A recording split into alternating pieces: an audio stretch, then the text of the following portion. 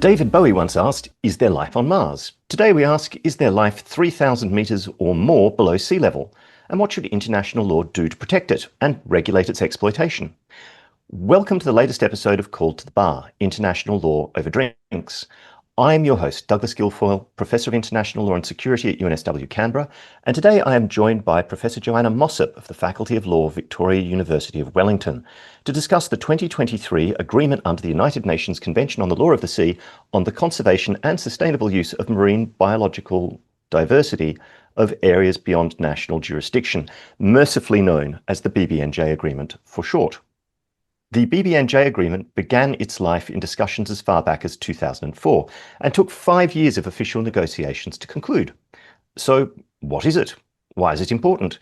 And how does it change the law applicable to some of the remotest and least understood places on Earth, the deep seabed? Before we dive into these questions with today's guest, I once again remind everyone that in these informal conversations, we are, as always, speaking off the cuff and without benefit of footnotes, and nothing we say should be taken to have been thoroughly peer-reviewed. First off, though, our traditional opening question. Joanna, noting the time on a Saturday morning as we record, what's your drink? Well, good morning, Douglas, and thank you for having me. So I'm one of the very unusual people who don't drink tea or coffee, not for any particular reason, I just don't like the taste. So I mostly drink water, but this morning, in honour of this occasion, I'm settling in with the Diet Coke to give me a bit of a caffeine hit. Excellent, excellent.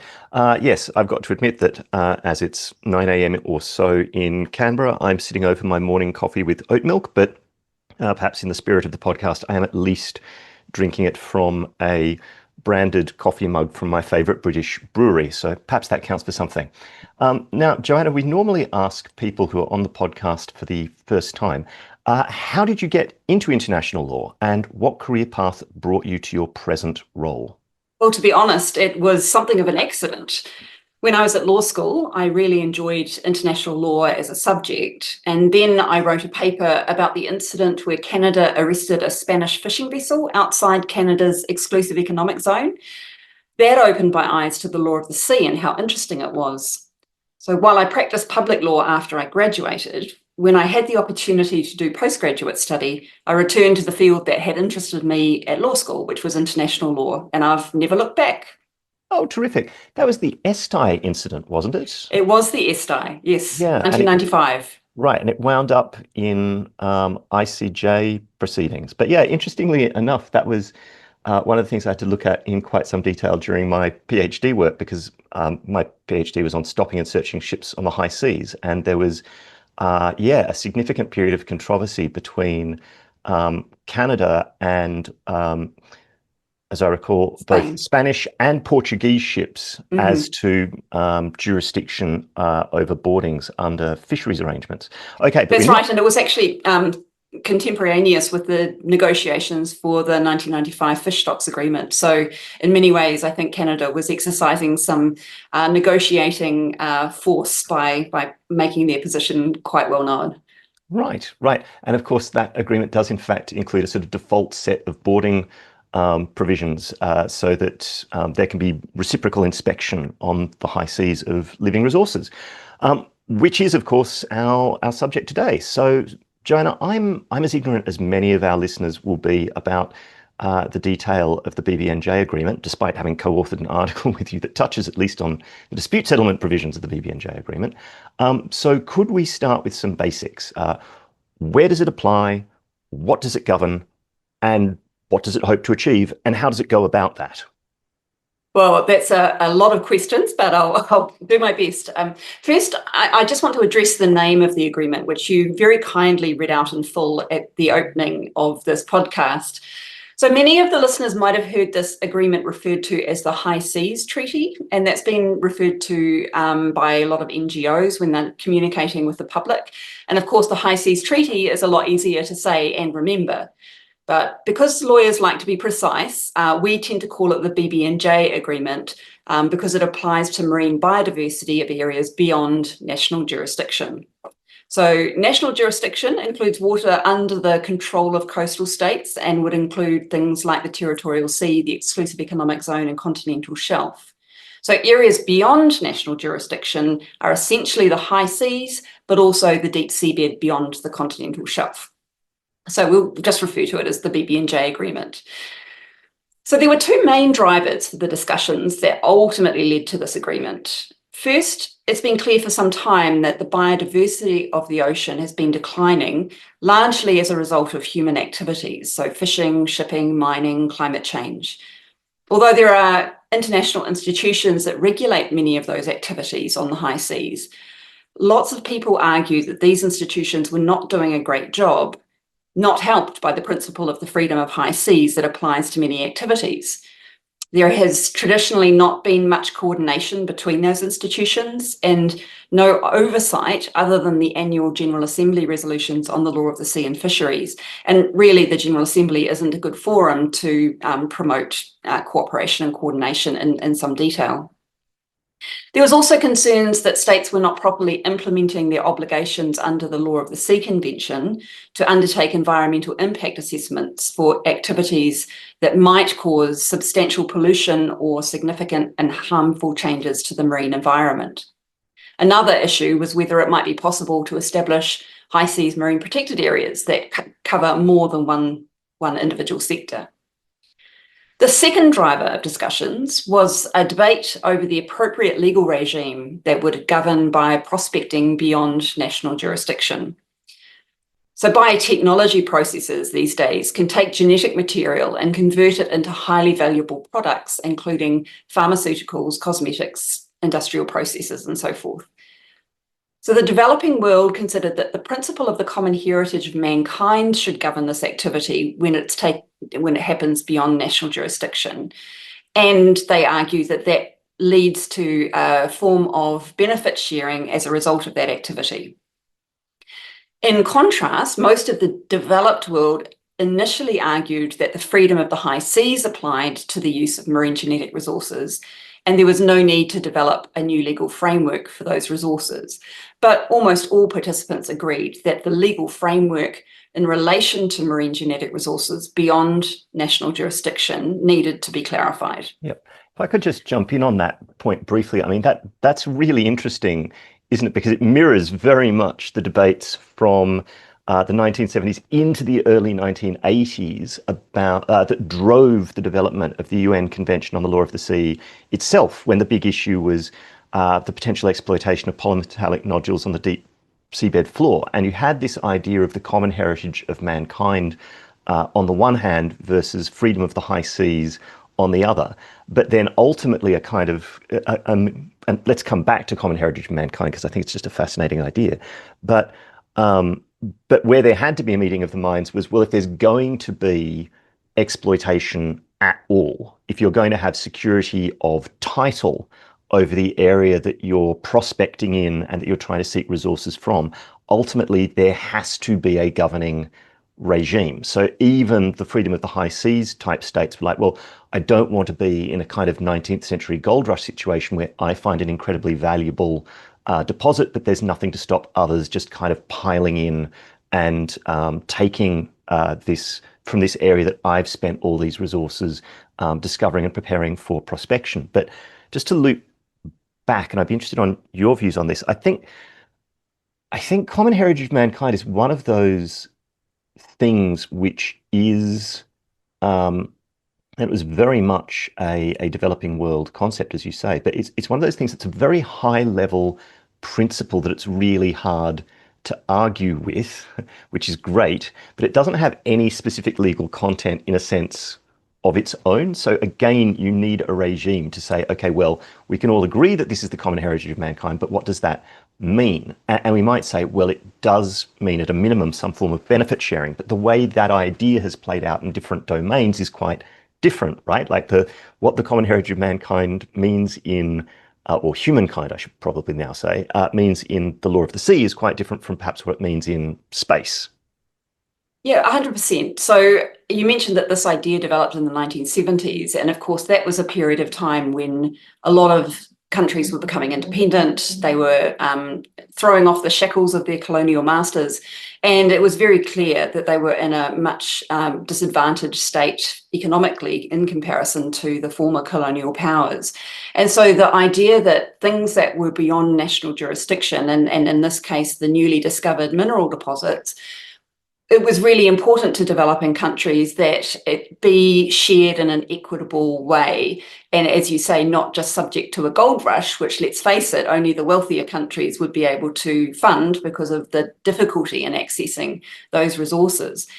And I think because deep seabed mining's kind of been on the shelf or to one side for a long time, then I think a lot of people have forgotten about how important the idea of common heritage of mankind was and continues to be for developing countries. So, but you're right, there is an echo of the same idea, because only in the last couple of decades have we really been aware of the potential money that could be made from genetic resources. And while we have legal frameworks for areas within national jurisdiction, there's nothing in the Law of the Sea Convention that applies to areas beyond national jurisdiction.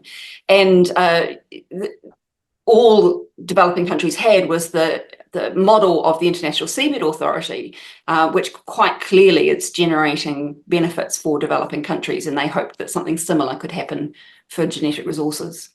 Right. So I guess that brings us to, and I sort of cut you off midstream, how is the principle to be implemented under the BBNJ agreement? Because if we think of UNCLOS, we've got the seabed, as you just said, the Seabed Authority. We have this enormous institutional machinery. Or is that something you'd like to come back to? Perhaps we can come back to, in answering your question about how this came about, perhaps I can get to that, Yeah, and I'll come back to the marine genetic resources, if that's okay.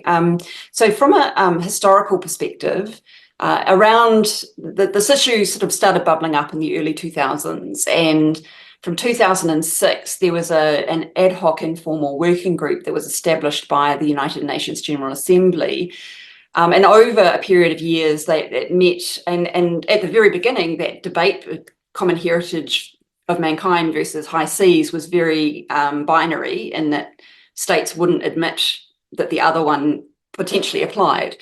Over time, states started coming a little bit closer together, and in 2011, they identified a package of 4 elements that they agreed could be potentially the subject of an internationally legally binding conference. So there was a preparatory committee, and then in 2018, the Intergovernmental Conference was convened to negotiate a treaty. And I'll just go through the 4 elements of the package, as they call it, obviously harking back to the package deal from the Law of the Sea Convention.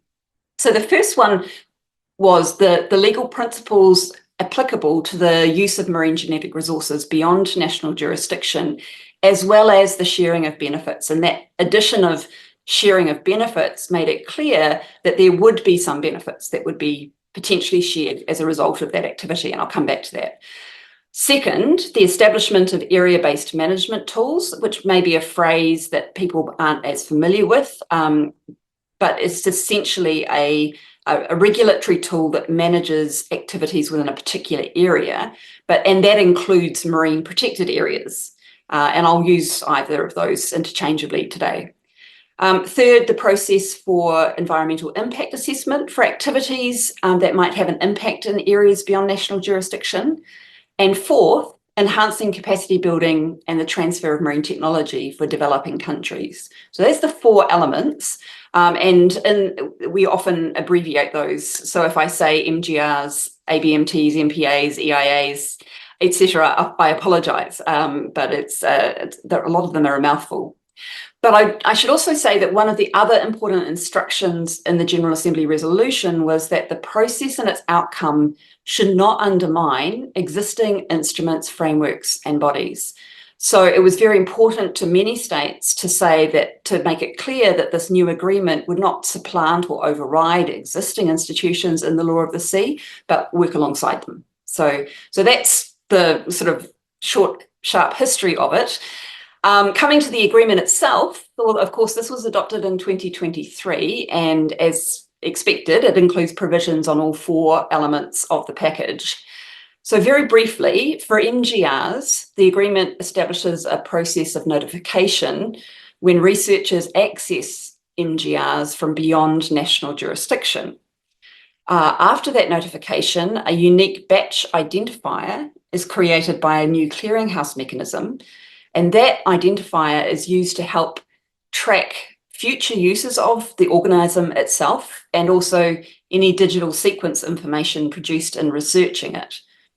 So one of the key issues, as I've already mentioned, was whether there would be some form of monetary benefit sharing flowing from the commercialisation of the resource. And developed countries argued that requiring upfront a monetary benefit sharing scheme might disincentivise research on those resources. But of course, the developing world were very keen to get some form of monetary benefit sharing in the agreement. So as it's left in the agreement, there is the possibility that the COP, the Conference of Parties, might in future develop some sort of royalty payments or other approaches to monetary benefit sharing. But in the meantime, developed countries will provide additional finance that will be available to developing countries to implement their obligations under the agreement. And that was a really important compromise that really made it possible for the agreement to go forward.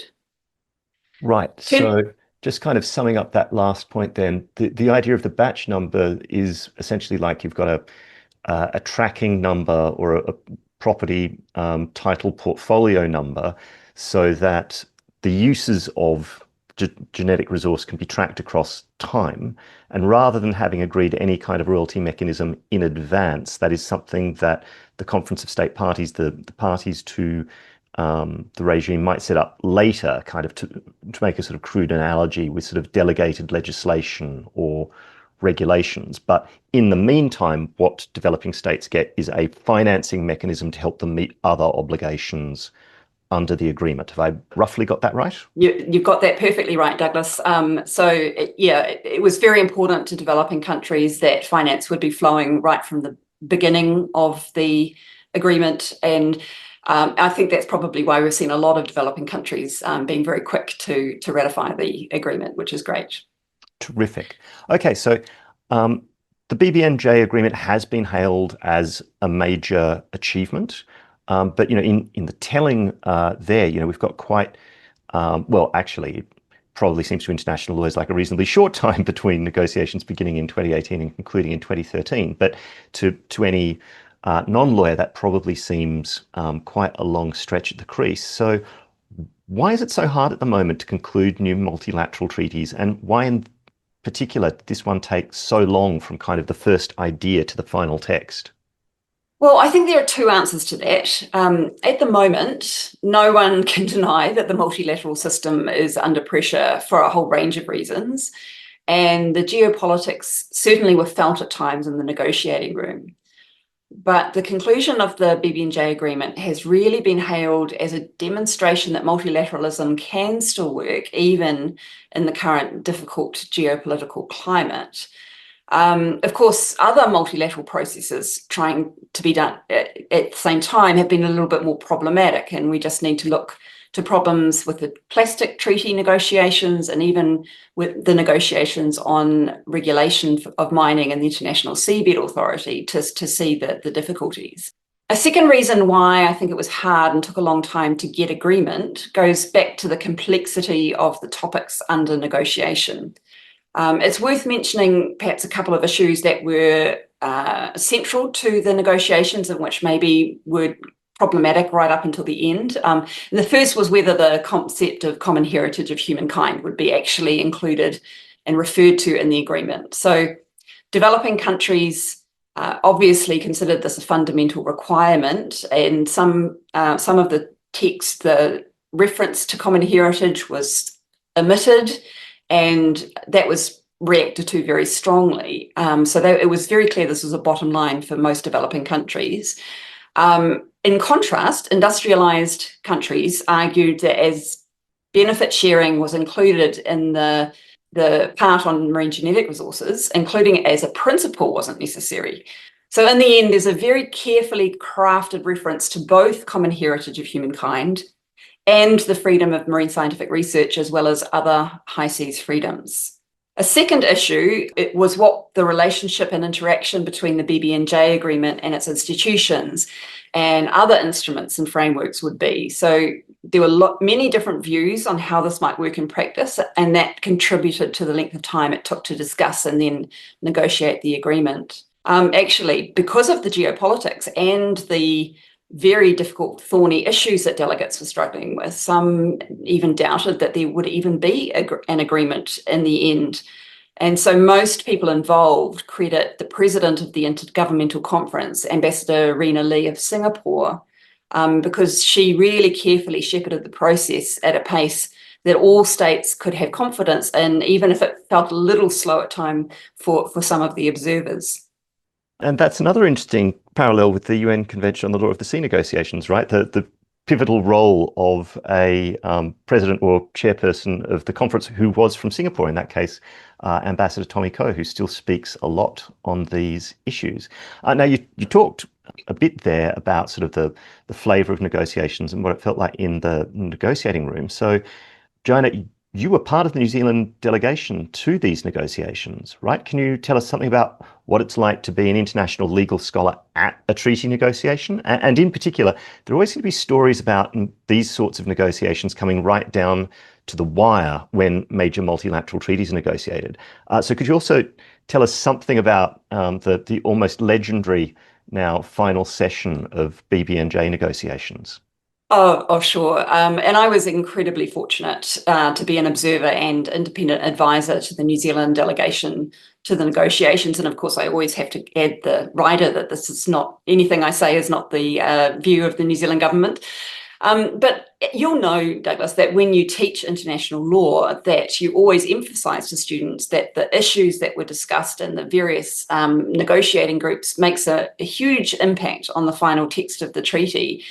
And for me, it was just a privilege to be in the room to actually witness the influence of interpersonal dynamics, the role of regional groupings, and really the determination of so many people to get the treaty across the line. But I think, these days it's amazing because the plenary sessions of the conference were generally available via UN TV. So the negotiations were more accessible than in the past. So I think that's fantastic. But the ability to be privy to corridor discussions and informal working groups was an experience which I will never forget and really value. As for the epic final session of the negotiations, so first of all, there was huge pressure to conclude the treaty in the last IGC session. So the UN General Assembly had authorised 5 sessions of the conference, and the last session was actually an extension of the 5th, so we'd had 6 substantive sessions, and no more sessions had yet been authorised by the General Assembly. So there was a real sense that if the treaty could not be concluded at that meeting, there was a real chance that all the hard work over the years would be for nothing. So as usual, the final day began at 10 a.m. on Friday morning, but we didn't get obviously agreement on some really important stuff. So delegations were determined to keep negotiating. So they went through the night into Saturday and then through the day on Saturday until Saturday night. Now, one of the reasons it took so long is that there were a whole lot of last minute proposals and changes, and regional groups had to coordinate on any of those new proposals. So there was a lot of coordination happening among different states during those last hours. So some of the key issues that hadn't been finalised included common heritage of humankind, how the precautionary principle would be referred to, and there was some final things about dispute settlement provisions that were needed to be sorted out. So, I mean, delegates were catching sleep on the floor or in the chairs when they could. Some delegates had to get on flights home and were messaging their delegations from the plane. So it was a really incredible time to be there. And of course, rumours were swirling all the time about whether or not agreement was going to be possible or whether it's going to fall over. And finally, at around 10 o'clock on Saturday night, Rena Lee came into the plenary room. She had been equating the negotiation of the treaty as a us all being in a canoe paddling together to try and reach a destination. And she announced that, she said, "Ladies and gentlemen, the ship has reached the shore." And that was a moment of incredible relief and elation. Everyone in the room was just, overjoyed. It was actually one of the best and most exciting moments of my professional career, actually. Ironically, we actually had to wait a few days to find out what had actually been agreed on in the final 48 hours. If you weren't in that small group who were negotiating it, because Doualos had to finalise the text before sending it out. Right. And so it was an amazing experience. Right. And just on that last acronym, so Doualos is the Department of Ocean Affairs and Law of the Sea at the UN. Yep. Yes, it is. My apologies. No, not at all. It's one of my jobs as the host to be kind of the acronym hawk.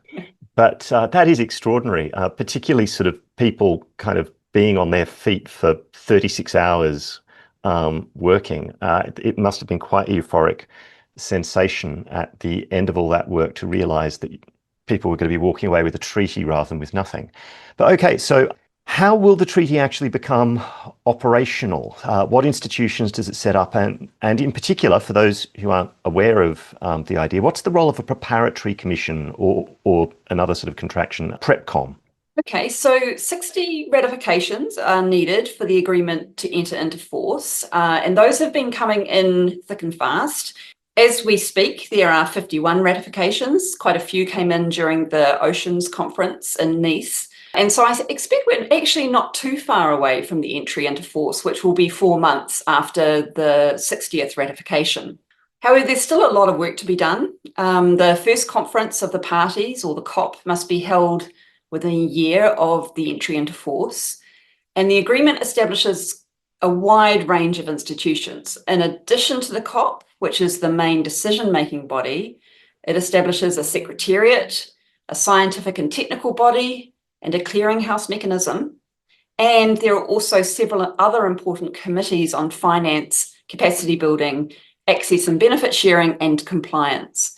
So in order to try and make progress on that and make progress on the things that the COP will have to decide at their first meeting, the General Assembly set up a preparatory commission, which is looking at the rules of procedure for all of those institutions and how things will go forward. It met once already in March this year and is about to meet for a second time in August. And there's another meeting scheduled for March 2026. How the institutions work will be very important for the success of the agreement. And so states are very carefully negotiating how all of that will work. There's quite a lot of sensitive issues to be resolved. At the first PrepCom, there was a general sense of optimism, but we weren't getting into the details of those rules of procedures. So it may be a challenge to get fast agreement on how those institutions will work, but obviously we're hoping to make progress before the COP is instituted. Okay, so that's a great overview of kind of the institutions that the treaty sets up. Now, I think I derailed you a little earlier in the conversation in terms of talking about the structure of the treaty and all of its elements. Is there anything you want to pick up from that discussion before we kind of begin to draw things towards a close? Thanks, Douglas. It's not surprising that we got distracted by marine genetic resources. It's a really fascinating topic, but there are 3 other elements that I should probably at least briefly mention. So in relation to area-based management tools or marine protected areas, the agreement establishes a process for creating those areas. There's not a lot of difference between ABMTs and MPAs. The main difference is that a marine protected area is intended to achieve specific long-term conservation objectives. So under the agreement, the COP can now establish marine protected areas and areas beyond national jurisdiction, as well as associated management measures, so they can regulate activities within that area. But, and this is a very important but, if an activity is already managed by an existing instrument, framework, or body, the COP can only make recommendations on appropriate management measures to those bodies, and it will be up to the other institution to decide whether to adopt the measures. So, for example, regional fisheries management organisations are the only bodies able to adopt management measures for fishing in an ABMT established under the agreement. So this leads to the possibility that the RFMO may not agree with the COP, and those measures that were recommended may not be implemented at all. So there's going to be some importance placed on the coordination between those institutions to try and ensure that there's agreement as much as possible. Right. So just to underline that point for anyone who's not kind of across environmental law or the interaction between different treaty regimes, that just kind of makes the point that, in a sense, this treaty can't automatically override other treaties with potentially different parties. So if you're managing marine genetic resources in an area that could be affected by fishing in that area, but there's already a fisheries management organisation, then really the two bodies have got to coordinate. One can't govern the activities of the other directly. Is that roughly correct? Absolutely. And that goes back to the instruction from the General Assembly that the BBNJ agreement should not undermine existing institutions. And so the idea, however, is that there will be states that are party to both the BBNJ agreement and the other agreements. And there is a general obligation on states party to the BBNJ agreement to promote the objectives of the BBNJ agreement in those other bodies, as well as promoting the recommendations that might be made around a marine protected area in that other body. But that doesn't, of course, take away from the fact that there will be states who may not like the BBNJ in let's say, the fisheries agreement, and who may block any adoption of those recommendations. So we're hoping that there will be a bit of soft influence from the states that are both party to BBNJ and those other bodies. The third element are environmental impact assessments, and there's actually quite an elaborate process that's been established in the agreement to guide states who are considering whether to authorise activities taking place on the high seas. This process, I won't go into all the details, but one advantage of it is that there's a lot of transparency required, both in relation to letting other states know what's being considered, but also potentially stakeholders. So there's more opportunity for states to be aware of and contribute to discussions about what activities are being authorised. So that, I think, is a significant change to how it's been working under the Article 206 of UNCLOS, where there hasn't been a lot of external scrutiny. The fourth element of the package is capacity building and the transfer of marine technology, which of course is an issue very close to the heart of developing countries who've tended to argue that the provisions on this process in UNCLOS have been not well implemented. And so in the agreement, we've got strengthened requirements on states to provide capacity building and the transfer of marine technology. Importantly, it's stated as being within their capabilities. So that's obviously a phrase that's going to come back in the future. So overall, the agreement is actually pretty complex. It's lengthy. It establishes a range of institutions. One description I've heard was Daniel Bodansky in an American Journal of International Law article called it 4 treaties in 1, due to the relatively separate nature of the different elements of the package. And to some extent, he is right. It certainly makes it hard to quickly summarise the agreement, as we've discovered. But what I do hope is that the practice of coming together as a COP and making decisions will ensure that greater cooperation, coordination, and more attention being paid to marine biodiversity might be happening at the international level. No, terrific. Thank you, Joanna. That's an excellent survey, if it necessarily at a kind of high level of the complexities of the treaty. And I do like that 4 treaties in 1 analogy. And I'm sure that anyone who's following the podcast for environmental law content and in the context of the episodes we're going to be doing on all the climate change advisory opinions, things like how do you implement in other agreements going forward, obligations like environmental impact assessments is going to be very important. So look, we've actually already talked quite a lot about how this convention relates to other elements of the law of the sea, and in particular, the UN Convention on the Law of the Sea. But, at the time UNCLOS was negotiated in the 1970s and early 1980s, and we've already touched on this in a bit of detail, the sci-fi future that was envisaged was one in which critical minerals would be mined from the floor of the deep seabed. And as we've already said, a big part of UNCLOS was setting up the International Seabed Authority to govern that hypothetical deep sea mining. Now, the moment where that might be technically feasible finally seems to be almost upon us. I mean, my joke to students is usually that deep seabed mining has been the technology that's been 3 years away for 60 years now. On any given day in that 60 years, it was only going to be 3 years until we saw deep seabed mining. But now we seem to be getting close. Anyway, at the time UNCLOS was negotiated, I doubt the possibility of life on the deep sea floor was really in anyone's contemplation. So is there a clash between the idea of preserving biological diversity in this area and at the same time mining it? And do you have any views on how these two regimes might interact? Well, you're absolutely right.